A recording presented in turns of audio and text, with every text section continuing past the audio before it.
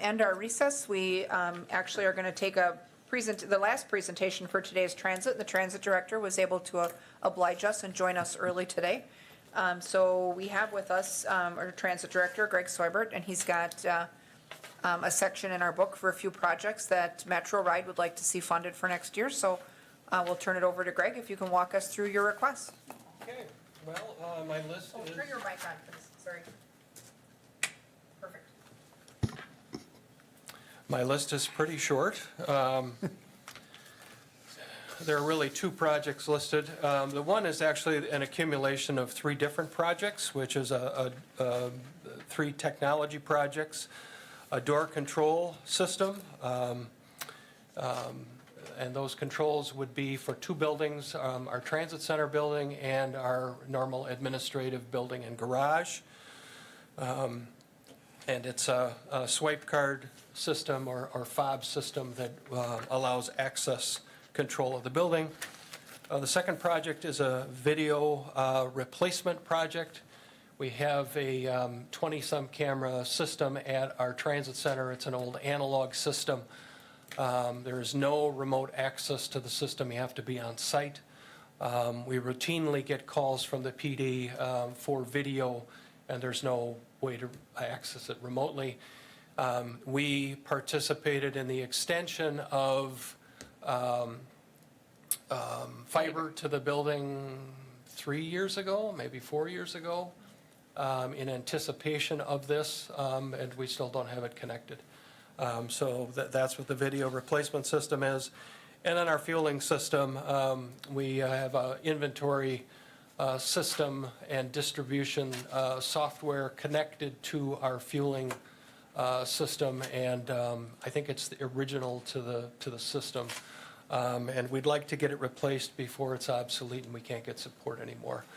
So those are the three technology projects. Now, we've submitted the door control, or we've struggled with all of our technology projects in the past because we've not had a funding source.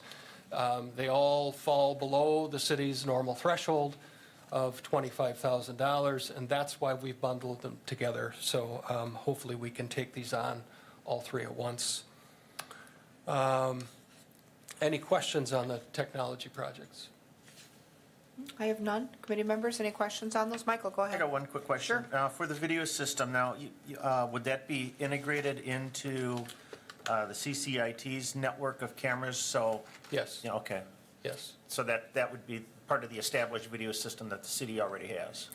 Yeah, part of the challenge we've had over the years is if we do find outside funding, then I have to follow federal process. And that may mean that I don't just connect to the city system. The intention of this project with going through the CIP is that it would become part of the city system. Okay.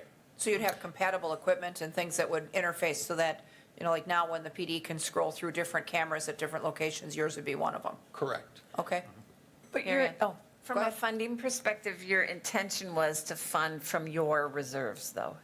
So it wouldn't be going to the levy, it would be coming out of the reserves on hand at Right. transit. So no levy and no new debt on Right. that one.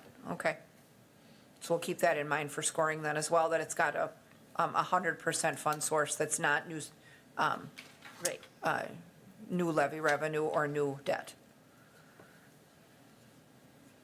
Okay. And your next project, is that new buses? Yes, 3 new buses. So we are in the process of a procurement currently for new buses through the Wisconsin VW settlement. We are hearing rumor that there will be another round because there is unspent VW funds. That program funds the purchase in its entirety up front, and then we would pay 20% back over a period of 10 years in equal payments. And well, I shouldn't say payment, we would forfeit shared revenue equal to 10% of the payment over 10 years. Okay. And we're utilizing that fund now, and so we would just increase our share of the forfeiture then based on these additional buses? Correct, Okay, correct. We have an order in, they're scheduled for production starting in December of this year, and then we should receive them early next year. So and we- they're new buses, not used, right? No, So they new- would be new. New equipment, Right. okay. Because I know we've struggled sometimes when we've purchased used ones that have high mileage, that they're a real drain for maintenance too then. We are there now. Yep, yep. Committee members, questions for Greg about the bus purchase? Go ahead, Ed. Where are they being built? San Diego? Near San Francisco, it's actually east of San Francisco. Okay, in the Bay Area instead of the El Yeah, it's a little Cajon area? further toward the desert, actually. So we're not getting it out of El Cajon anymore? It's Gillig still. They just built a new factory further out. Okay. Okay. How Any many addition- buses Go ahead. are there? Pardon me? How many buses are there? In our fleet? Yeah. We have a fleet of between 23 and 25. We are down to 18 currently, and we're looking to buy some before school starts here. But we normally have 18 on the street during peak times in the morning and afternoon. So these new buses would be in addition to those or replacing? These would replace 3 buses built in 2004. Okay. Yeah. Okay. Yeah, what is the life expectancy of a bus? What should we be planning on more, looking down the road of recycling these new buses through quicker, or? Yes, ideally, that should be something we do. There are places like Appleton, for instance, who have basically a sinking fund. So by the time they go out to bid, they have the local share of the cost in place. And so they can demonstrate local commitment when they go out for grants. We've not done that. And so we tend to do a little more scrambling. As I was talking with Ed before the meeting, we used to have a more orderly funding mechanism. At least it worked well for us at the federal level. And there are now kind of single-purpose funds that are available, and not nearly enough in any of those pots. And so we've struggled. And there was a period of time where 6 or 8 years where there was just no money available for new buses. And that really creates a problem for the secondary market, the used bus market as well. So in addition to not having new bus money, there just haven't been used buses. Transit systems hold on to their buses as long as they can if they can't find new money. And so we're in a bad cycle at this point. But yes, in answer to your question, it would be great if we could develop an orderly process where we could set aside money and have money available when the time was right. Is that something where we could potentially, as we ease into a rework on the motor pool, maybe start to move buses into that like we've done with other even public safety vehicles and things? I mean, certainly not overnight because that fund already needs shored up, but over time, we could start to absorb Or in into that- motor pool. Yep, or in that equipment replacement. How old That is too. our oldest bus? 2002? That's old. Ed? Yeah. Yep. For everybody's benefit, Greg didn't touch on it, but I used to be marveled that every year he would have money to buy a couple of buses, 3 buses, and then he always bought 3 engines and 3 transmissions, so that if we lost an engine, it was just open it up, take the bad engine out, put the new engine in, put it back on the road, or transmission as it might be, and then the maintenance guys could repair that engine, so to speak, and this is at their leisure, so to speak. Right. I don't know if they ever had leisure, but they weren't rushed to get it back in and get it on the street. And Greg, it doesn't look like you're able to do that right now, is that correct? No, there isn't a whole lot of money for that kind of stuff. The secondary benefit of capitalizing those major procurements is that it doesn't take such a big hit on the operating budget. An engine or a transmission, those are huge parts of inventory expenses. And if you can capitalize it, acquire, those spare units when you buy the bus, all the better. And we used to work with WISDOT pretty regularly on funding procurements like that, but those dollars just are not available anymore. The state of Wisconsin was getting like 1.5 million in bus and bus-related facilities. So they'd get 3 buses. I mean, that's it. The rest is, you have to apply for. It's all competitive now. You know, there used to be an assumption that ongoing needs just kind of had to be funded.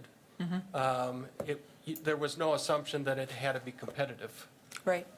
And so and now everything is competitive, and it's just very frustrating. Well, and the trouble with that too is that smaller transit systems struggle competing with, larger transit systems that can capitalize on riders of choice. And, to date, we haven't had that luxury. We do have a huge transit-dependent population that depends on our services. The school system depends on our services. But as far as alternate modes of transportation and, securing those riders of choice, we've really got kind of a chicken and an egg conundrum because you can't build it without riders, but if you don't build it, there's no riders. And Right. so, we've been, in wringing our hands at council for a couple of terms now as far as, how we can work that out. We've actually tried to engage the MPO. That process has been slow and unproductive as well. So, I think over time, we'll need to figure out what those solutions look like, with the assumption that, barring some, increase in federal funding and attention, that we're largely going to be going it alone, or we're going to have to find partners either from neighboring municipalities or the private sector or both. And it's Yeah. tough.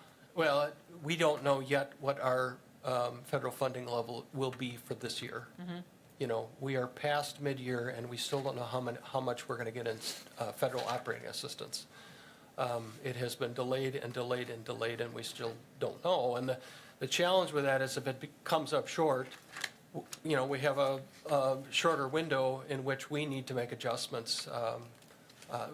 We are fortunate this year in that we have a pot of CARES money that we can dip in to help us out. But if this were a normal year, I'd really be sweating. Well, and the trouble is it can't all trickle down to the riders in terms of fares, because the population that depends on transit also depends on the fare being, at least affordable. And so we have trouble with that as well. Right. There's actually a fare elasticity model that measures reduction in ridership relative to the increase in the fare. And we use that, and it's pretty accurate over the years. So you can't just assume that riders will take on the burden. No. They can't afford to. Right, completely. Additional questions for Greg about the bus purchase? I have one. Oh, go ahead, question. Carrie. Yep. It says 3 buses. I'm new to this committee, I'm new to all of this, but why wouldn't you ask for more? Well, the VW fund, it's a one-for-one replacement program. So you have to take an older bus, a more polluting bus out of service in order to get a new bus that has cleaner technology.